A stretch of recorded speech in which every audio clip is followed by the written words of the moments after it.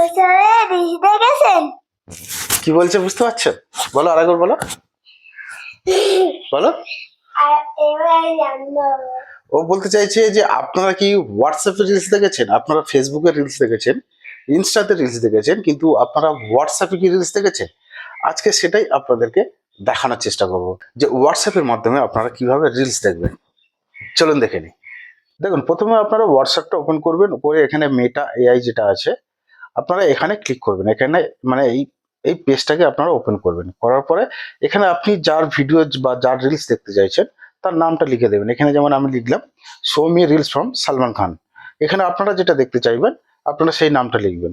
দেখবেন, দেখছেন আমি এখানে সালমান খান লিখেছি, তা সালমান খানের বিভিন্ন রিলস কিন্তু এখানে শো হয়ে গেছে। এখান থেকে কিন্তু আমি সরাসরি সেই সমস্ত রিলসগুলো কিন্তু দেখতে পারবো।